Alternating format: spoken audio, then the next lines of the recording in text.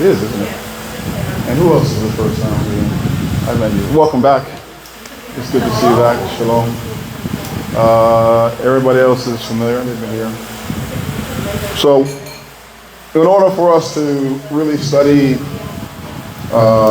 Mastery 31, we have to try to put ourselves back in time. We've got to go back in time. Truly understand it. The first line, we have Ashat Chel. Ashat Chel. Asha is the word for a wife or a woman, and it has the tha there, Ashat with the tha, because it's in construct with the next word, which is the adjective.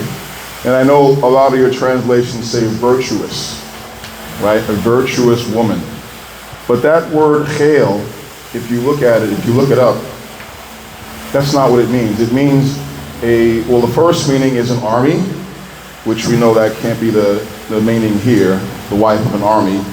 But the next meaning after that, the most number of times that it's rendered, Chel is a man of valor or a warrior. Okay? So the literal translation is not a woman of virtue. That's not the way we would do it. We wouldn't have the first noun in construct like that with the second noun. Ashat Chel me yamatz. Who can will find? Who can find? So you're thinking, okay, well, there must be lots of wives of soldiers. That's not a big deal, right? It must be easy to find those.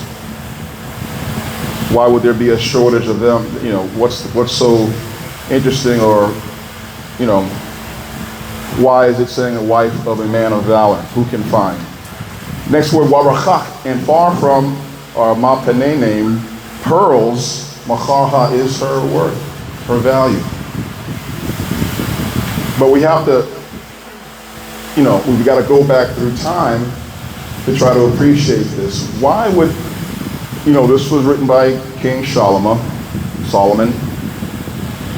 and why would, if you think about that time, at that time, every man in the nation was a soldier. It wasn't like you had civilians and military. Everybody was military. It wasn't an option. You were a man, you were of a certain age, you had a sword, you were required to serve in the army. So everybody, all the men 20 and up were soldiers. So again, what's so special about the wife of a soldier? Why would Solomon say that she is more valuable than pearls, the one who finds them? What can you think of some reasons why he would praise a woman like that? Like there must be so many of them. Any ideas? All right, let's keep reading. We'll figure it out. Line 11 says, but tach baha, it trusts in her, lab ba'alha, the heart of her husband. It trusts in her, the heart of her husband. Wa shalal, that word shalal means prey or spoil. This is what the soldiers, when they go out to war, they bring back the spoils of war. And what does she do? Or how is she, in part of that, it says, Washalal la yachasa, and spoil, not will he lack. So his wife is participating in that. Okay? The wife of a warrior is part of that distribution of the spoil, the acquiring or the acquisition of the spoil. Line 12. Gamala po. She compensates him, tov, good. Wala ra, and not evil. Chol yemei che'e, all the days. Chol yemei che'e ha, all the days of her life. Okay, she compensates him good and not evil all the days of her life. Now, why would why would the king say that about her as one of her outstanding qualities? She compensates her husband good all the days of her life. Does this go back to her being that pillar? Does it go back to her being that pillar? Think about it. Think about what she has to deal with, right? This guy is out to war all the time. She don't know if he's coming home. He might not make it home. Right? It's different from today because husbands, they just go to work and come home. You're not really worried about what's going to happen to him. But this guy, a soldier, he's going out to war every day. You don't know if he's coming back. So he needs a wife he can trust. And she needs to be able to be strong because, for him, because he's always putting his life on the line for the nation. So he compensates good to him all the days, and not evil, all the days of her life. Because all relationships have, ups and downs. Line 13. Darasha, she searches samar, wool. She searches for wool. For pashathem and flax. Wataish, and she makes ba'chapatz by willingness chapeha of her hands. So this woman is industrious. She's always working with her hands. She's getting wool and flax, and she's making garments or whatever with her hands. 14.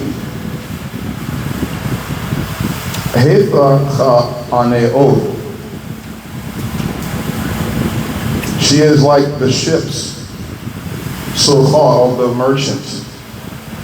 Ma'marachak, from far away, Tabe'ah, she will bring Lacham, her bread.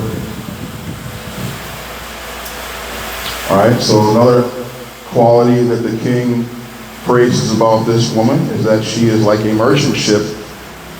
And merchant ships travel far, they go all over the world looking for goods to bring home, and she's like that. She's always making sure, she'll go any distance to make sure there's bread in the house. Line 15, Watakam, she will rise Ba'chol Leila, while it is still night. Watatan Tarab, and she will give the prey. That word Tarab is referring to prey. Labeitha, to her house. Wachak, and a statue, Lanaraifeha, to her maiden. So this wife has servants.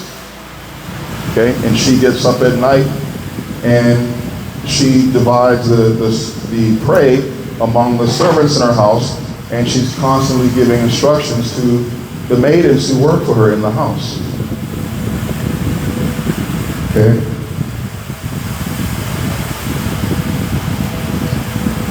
Line 16.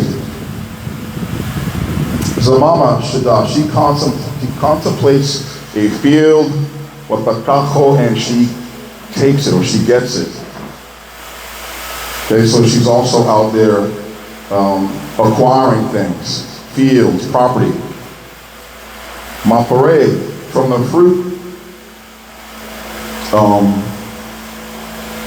chapea of her hands, natai charam, she plants, from the fruit of her hands, she plants a vineyard.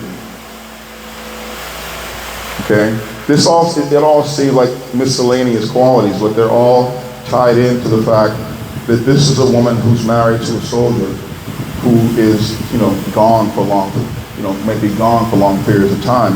And what is she doing while he's away? Well, she's working. She's out there hustling. She's making things. She's selling them. She's making sure there's food in the house. She has servants who she's instructing and giving, orders to. She's even buying fields and lands. Line 17. Chagarha. Rose, she girds with strength, Mapaneha, her waist. Okay, she girds with strength her waist. Wasachar Allah Yachaba Walayla Nara. And wait, let me Wata Amatz Zeroitheha, and she makes strong her arms. Again, it's just doubling down on the fact that she is industrious, and she girds her waist with strength and her arms with strength because she's busy. And at 18, Taima Cheto, she tastes what is good, Sacharha, her merchandise. La Yachaba, not will it be put out or snuffed out, but Layla, by the night, Narha, her candle. So now we see she's working in the night. She works in the day and she's also busy at night. And her candle is not snuffed out, meaning she doesn't, she burns the midnight oil. 19, Yadeha. Her hand, Shalaka, she sends forth Ba Cheshor. This is the spindle shank. I have no idea how to describe it, but you guys probably know what a loom and a spindle shank is. Wachapea, by her hands, Tamacho Palcha. By her hand, she upholds the spindle wheel. So again, she's using her hand and she's making garments with the spindle wheel and the spindle shank.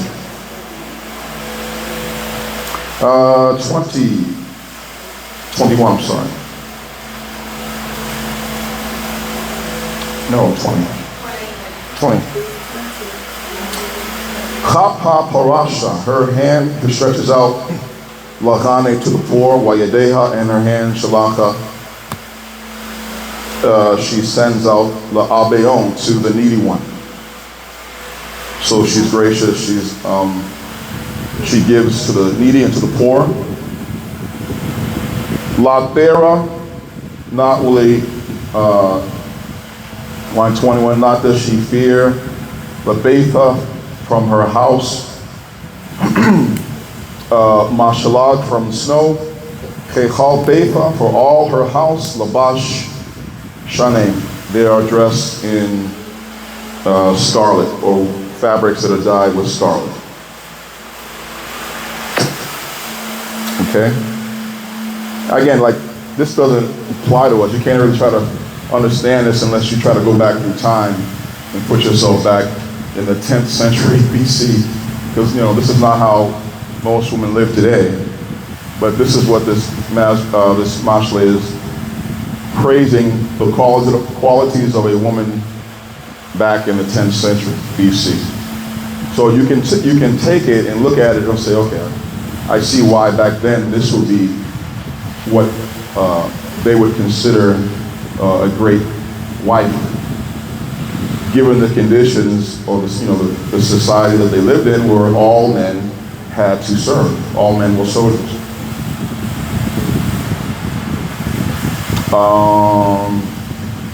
22. Okay, Marabadam, Rashatha Laha, she makes tapestry coverings for herself. Shash, linen, argamon, purple, labosha, she wears purple and linen. Okay, in our culture, the women wore purple, not the men, the women wore purple.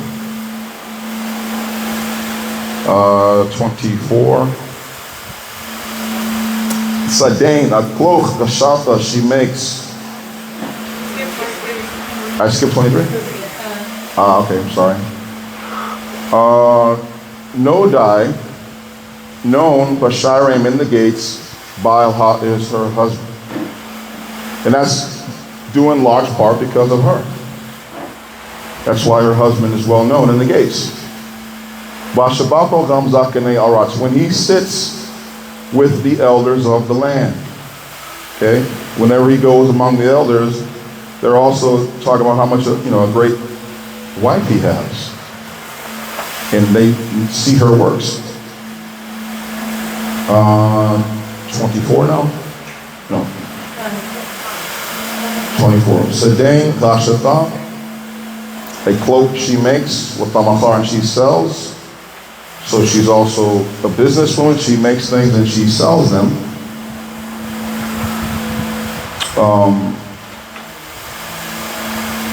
Wa Chagor, and a girdle, Nathana, she puts Lachanaine upon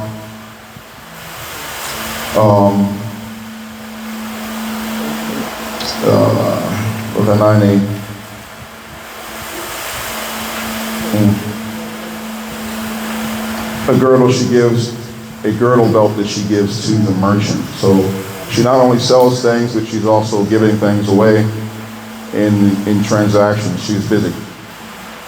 25, Gaz will have strength and majesty. Labosha, she dresses in strength and majesty. Wafa Shachak, in 25, it's talking about she will rejoice Layom at the day Acharon, the last day. Now, I don't know, some folks think that's prophetic, referring to the last days when we're about to enter the kingdom, and it probably does mean that. It could also mean that when it's all said and done in her life, people will look back and praise, and she will rejoice for the way she lived her life and the way people, interacted with her. 26. Peha, her mouth, Patacha, she opens ba chachama, in wisdom. Her mouth she opens in wisdom. Wa Torah chasad, and the instruction of mercy, Chal lashon ha, is upon her tongue. So she's a woman of wisdom, and wisdom comes by fearing Yahweh and learning doing His will. And she has the Torah chasad, the law or the instruction of mercy, upon her tongue. 27. So Peha,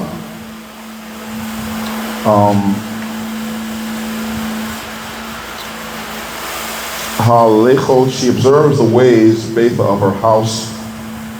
What's done in her house, she observes it. Walacham, and the bread of Ratzaloth, laziness, La Ta'achal, she does not eat. Okay, for what a way of saying she's not sitting around doing nothing. She's busy. She's not lazy. 28. Kamo Beneha, they will rise, the children of her, Wa Ya'asharuha, and they will bless her, Bailha, the husband of her, Wa Ya'lalalha, and they will praise her. Okay? Line 29. Rabot Banot, many daughters thou shalt have made Chel. And this is why I was just telling you, this word Chel, even though it's translated virtue, look at this line. Many daughters have made a virtue, because that word God shows make. Many daughters have made virtue, or many daughters have made a soldier. Many women have made a soldier. Because he can't he can't be successful as a soldier or a man of valor without her. Okay? But you, Galeta, have ascended Gal Chalana upon all of her. In other words, this particular woman that they're talking about, she stands out because yes, there are many women, all of them were married to soldiers in that time. But not all of them can say they are like this woman that we're reading about. And that's why it's not just a woman of virtue. It's a woman who's married to a soldier who's in the army of Yahweh, and she is also the reason for why he is successful, and she's the reason why they praise him in the gates when he comes back from the battlefield. That's 29. Verse 30 is Shakar Wachan. False is the grace. Wahabal and Bain. Hayape Asha and Bain is the beauty. False is the grace, vain is the beauty. Ashak Yarath Ya'o, a woman who fears, or a wife who fears Ya'o, He'ah Bathalal. This is that word Bathalal at the end there is a reflexive verb. It means she praises herself. How does a woman who fears Yahweh end up praising herself? She don't need you to compliment her. She don't need you to affirm or to double down on what she's accomplished. Her works speak for her. She praises herself. That's line 30. Last line is Fano. This is an imperative verb, a command. It's a command to the men. Fano, you will give laha to her. Mapare yadeha, the fruit of her hands. Wayalala oha, and you will praise her. Basharem in the gates, my sheha from her works. Okay, so the men, in the last line, the men are commanded to praise, acknowledge, and exalt and uplift this woman and recognize the works of her hands. And she's to be given honor in the gates. Okay? But again, it's tough to put yourself back there unless you try to go back through time. Because not all of us, how many of you are working on a spindle wheel, and how many of you are searching for wool and linen and making garments and selling them? How many of you are buying vineyards and planting? None of you, right? None of you. Huh? You gotta know your strength. So you have to sort of okay, translate that into days. What's the equivalent to some of this stuff today that you could put in there? Because I don't think most of you even want to be doing some of this stuff. Do you want to be making sure your household, everybody in your house is dressed in scarlet? No, right? No. But back then, that was important. Back then, it was important.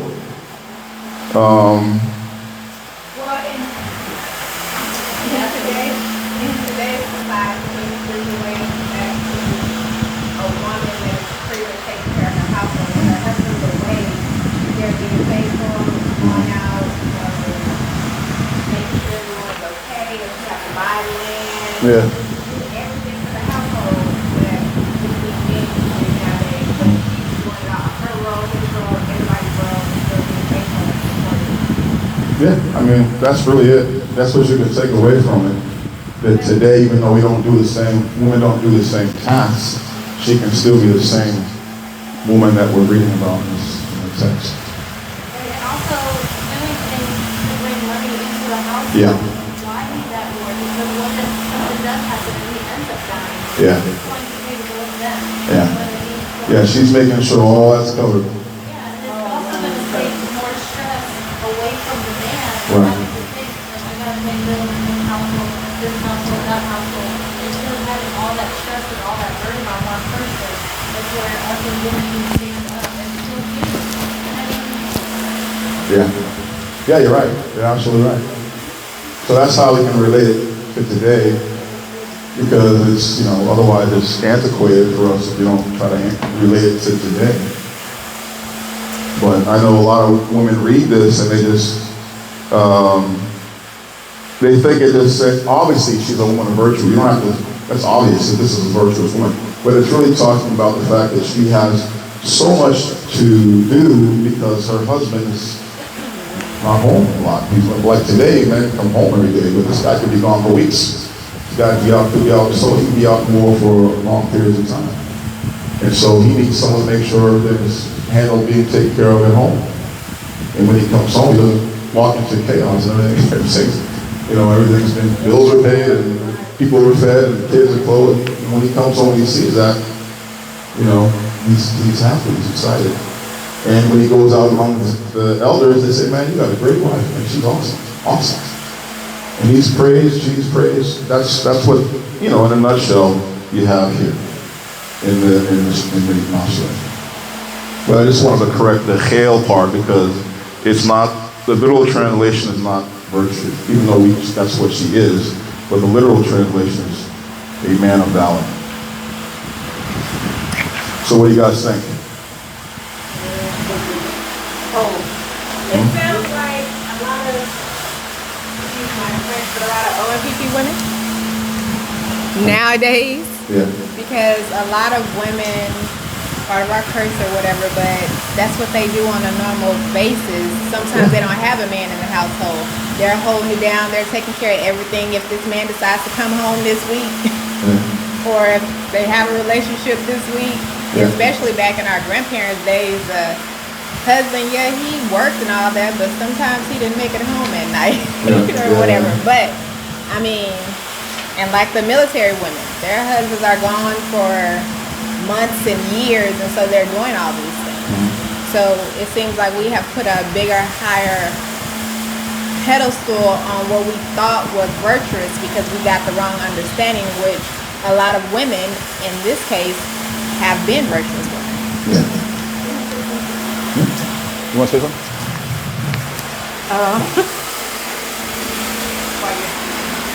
Shalom to everyone. You brought back a lot of memories as you was reading that. I lived this life. I bet you did. My husband was retired Army. He did 10 years in the Marine Corps and then 10 years in the Army. I was both mom and dad for many years. My children are grown now. They got their own kids.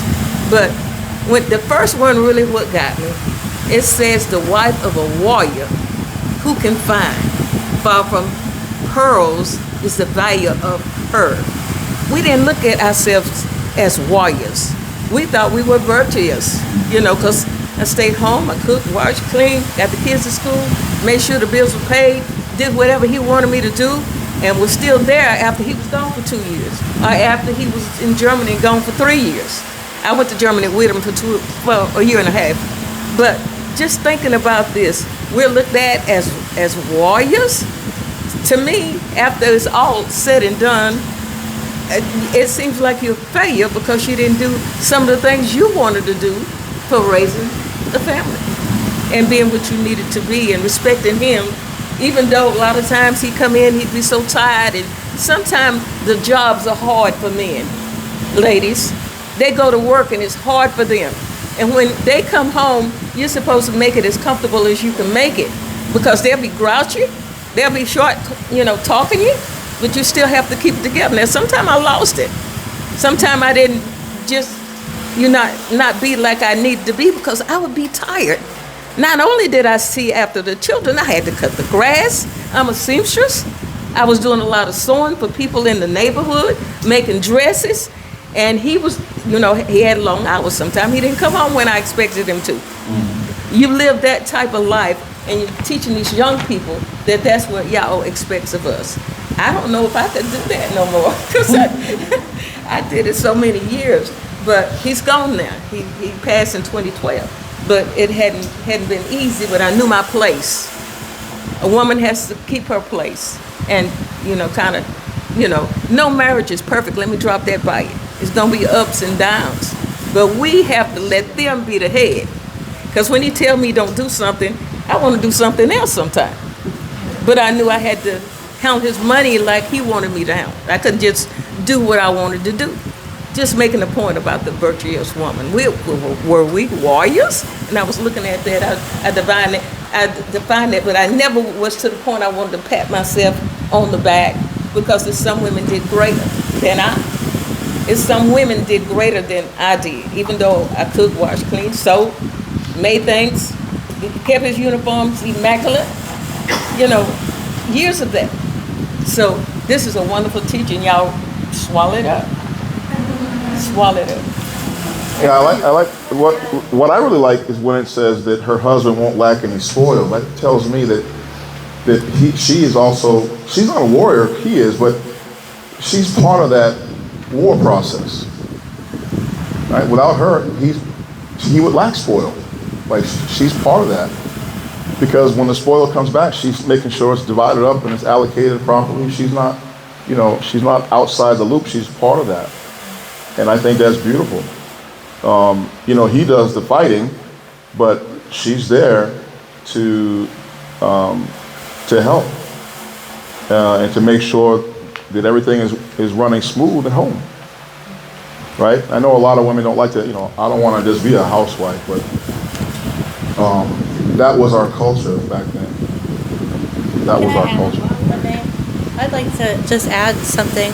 I think what really went wrong with a lot of women, especially coming out of America, is that back in the late 60s, early 70s, women decided to burn their bras to have equal rights. Yeah. To where the Europeans established that women weren't just allowed to speak, but that wasn't it at all, because you see many times in Torah that women have a say. They have some type of say. So it got misconstrued with that whole aspect, but things really took off when women wanted equal rights in America. Men took it and basically said, forget it, go ahead and do what you want to do, and we're not about to do anything for you. It's like the roles really flipped. I was a single mom. My son is 23 years old.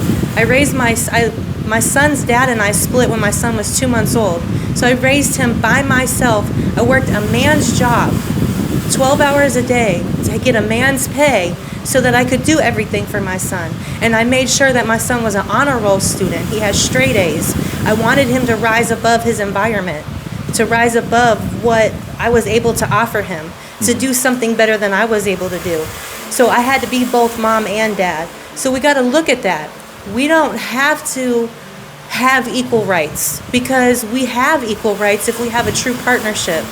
If we look at how we're supposed to be, we're supposed to make sure that the children grow up to be the best that they can be. And how do we do that? By focusing all of our time on providing that household that we need to provide for them.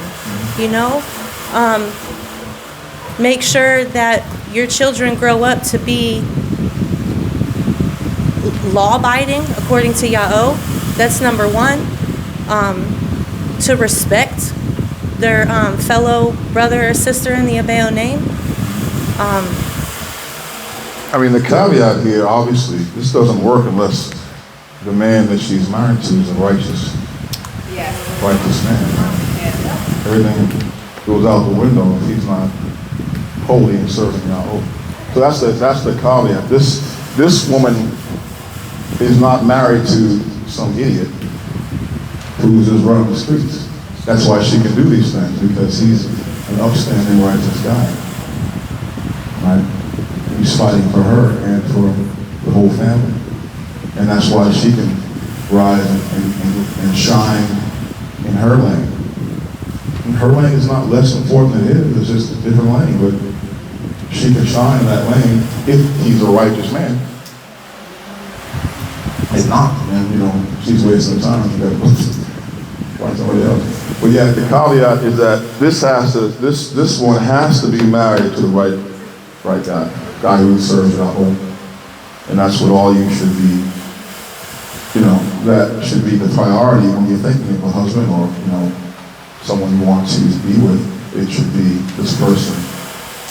He doesn't just love me, but he loves Yahweh first. Puts Yahweh first. And it's about his laws and statutes and commandments. And then I can be submissive to that man. I can follow that man because I know he's not going to do me wrong. Okay?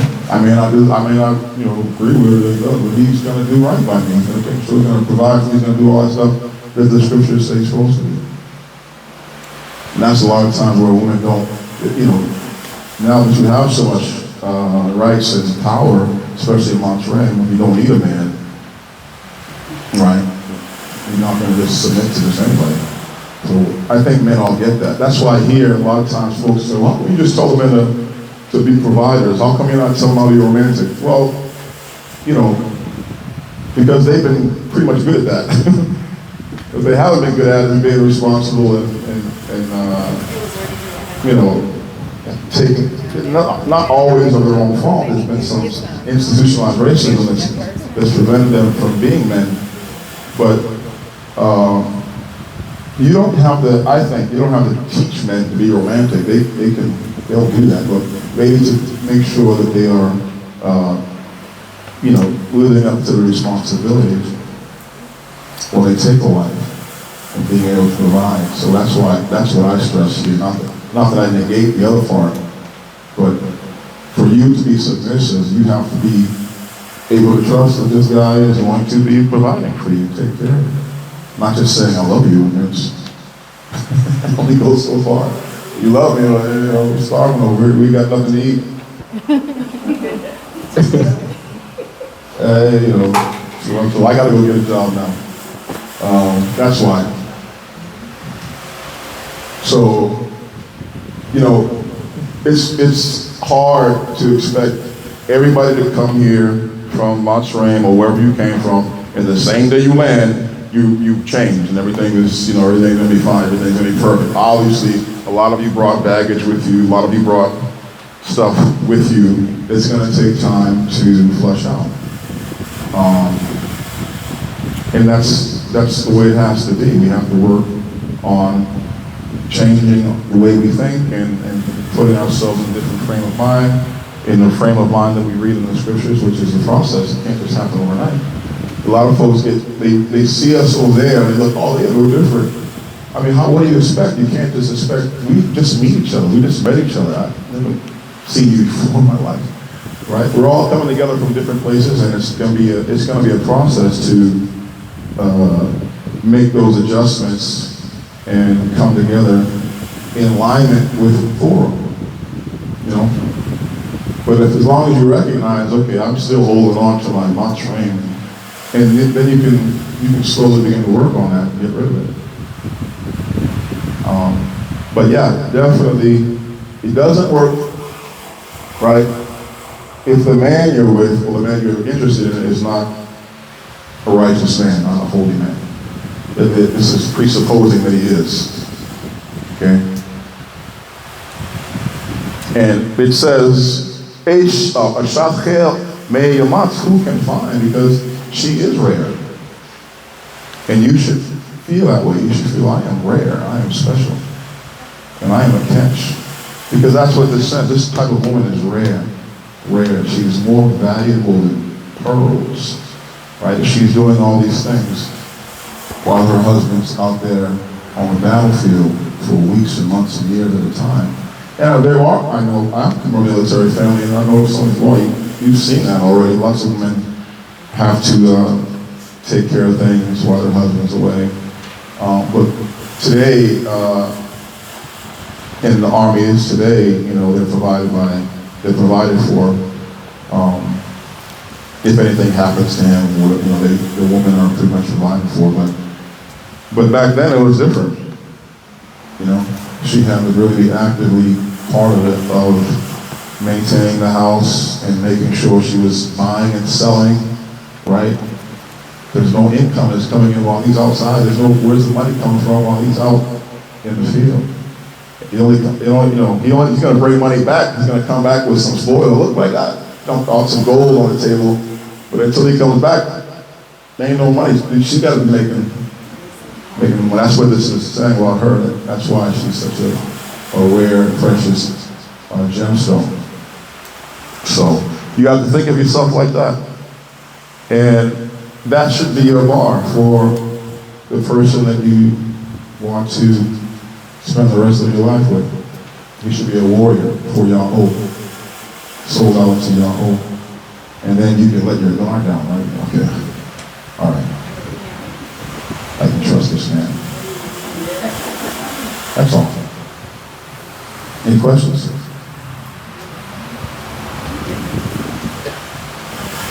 No? That was quick. Okay, y'all go home.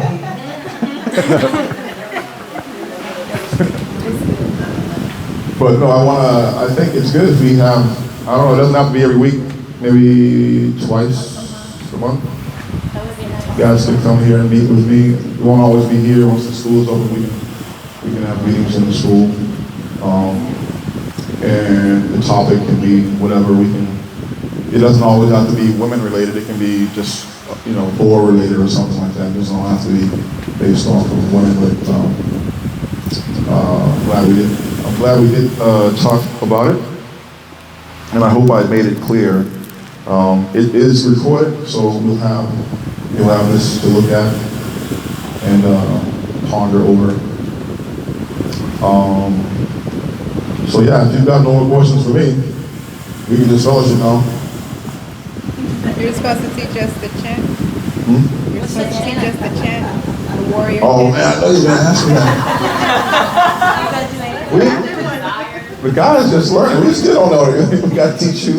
No. All right, I can teach you the chorus part, and I'll get you the music.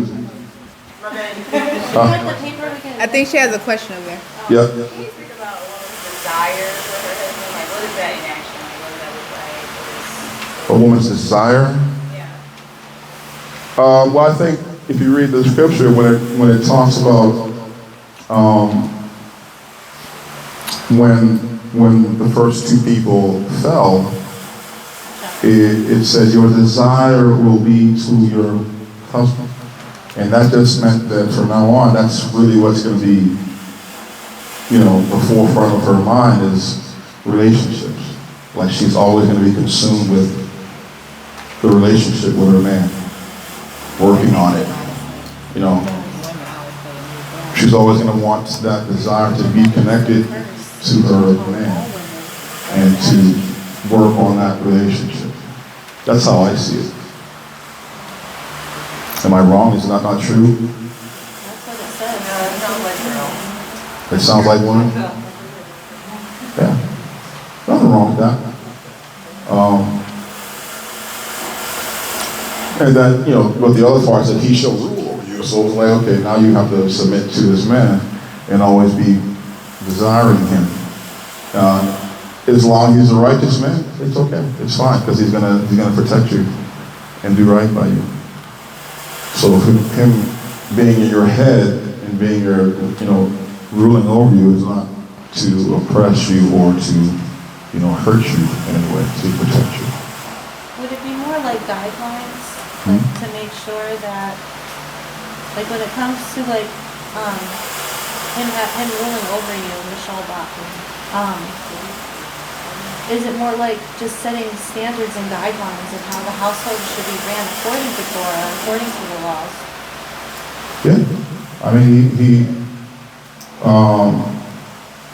in the beginning, she told him, eat this, and he ate it. Right? She was giving orders, and now it has to be the other way. She has to follow his leadership, his instruction. And it's because of that. Huh? She said it was because of that. No, I know it's because of that. It's because of that, and that's where we need to humble ourselves. Yeah. It's basically our own fault. Yeah. Yes. Yes, it is. I know. I agree. Don't start now. That's why I said that's why we gotta humble ourselves. Yeah, you gotta humble down. But I have high hopes. I know in the beginning it's rocky, and folks may have lots of questions, and there's some drama here and drama there. But I really do believe that what we're starting is going to lead to some beautiful relationships and beautiful families, right? Why would he want us to come here and gather if it's just going to be the same what we're used to, what we've experienced back in our other countries where we're from? That's why I put that little video clip up about the guy coming home to his girlfriend and the best friends there, I've never been in that situation, but it's so familiar. You see these types of things, yeah, she's looking at me like she you. Because you're the best friend. You like now you are in the place of him. You're supposed to know where he is and tell us where he is. Give me your phone. Yeah, that's all going to be a thing in the past here. All of it. We're all going to be in each other's business, and there will be no, where is he? Where I can't reach him. Someone's going to tell you. He will never be too far away. He will never be. At least if he's part of this nation, he'll never just disappear. You can't find him. But I thought that would be funny to break the ice for this meeting. But all right, if you guys want to learn the war chant, I got to go get the music for it. And I'm only going to teach you the chorus because we're still working on the rest of it. It's going to be about 5 minutes long when we're all done with it. So it's going to be quite long. But let's see how you guys do.